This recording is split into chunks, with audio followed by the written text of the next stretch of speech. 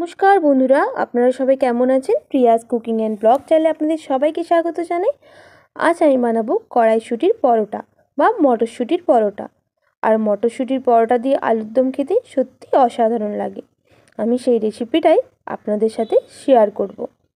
চলুন দেখে নিই এর জন্য কী কী লাগছে। প্রথমেই আমি দেখুন ময়দা নিয়ে নিয়েছি, আর এদিকে লাগছে গরম জল, আর লাগছে লবণ, আর লাগছে সাদা তেল।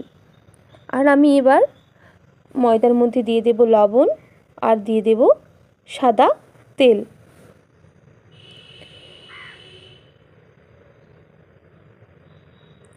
এরপর আমি ভালো করে উপকরণগুলো মিশিয়ে নিচ্ছি। এবার অল্প অল্প গরম জলটা দিয়ে আমি একটা ডো তৈরি করে নেব। আর আমি গরম জল এই কারণে দিচ্ছি কারণ পরোটাগুলো তাহলে নরম হবে।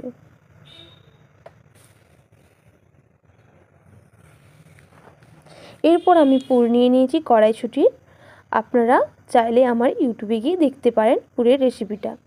এরপর আমি হাতের সাহায্যে একটা লেচি করে নিয়েছি, আর হাত দিয়ে ভালোভাবে পাকিয়ে নিয়েছি। এরপর আমি পুর ভরার জন্য দেখুন কিভাবে আমি এটা খিলি করে নিয়েছি। এরপর পুর দিয়ে ভালোভাবে দেখুন মুড়ে নেব, যাতে পুরটা না বেরিয়ে যায়।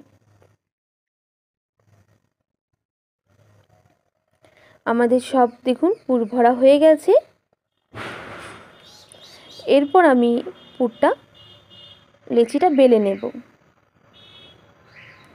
আমি তেল দিয়ে বেলেছিলাম, আপনারা চাইলে ময়দা দিয়েও বেলতে পারেন। এইভাবে দেখুন আমি ত্রিকোণ একটা শেপ দেব, তার জন্য আমি মুড়ে নিয়েছি।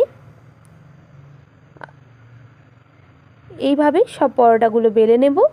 আর এদিকে আমি একটা কড়া নিয়ে নিচ্ছি। কড়াটা হালকা গরম হয়ে গেলে এর মধ্যে পরোটাগুলো দিয়ে দেব। হালকা আঁচে আমি ভালোভাবে পরোটাগুলো ভেজে নেব।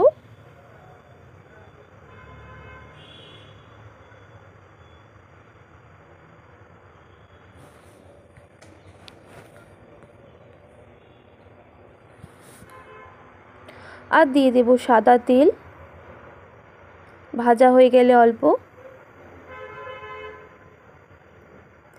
দেখুন আমি কিভাবে নাড়াচাড়া করে ভেজে নিচ্ছি। চেপে চেপে আমি খুন্তির সাহায্যে দেখুন ভালোভাবে পরোটাগুলো ভেজে নেব, যাতে ভেতরগুলো ভাজা হয়ে যায় পুরের জন্য। আমি সব পরোটাগুলো এইভাবেই ভেজে নেব। দেখুন আমি চেপে চেপে কিভাবে পরোটাগুলো ভাজছি।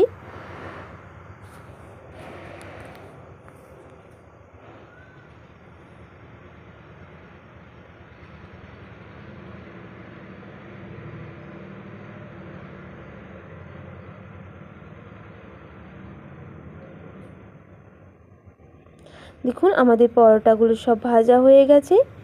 আমি এবার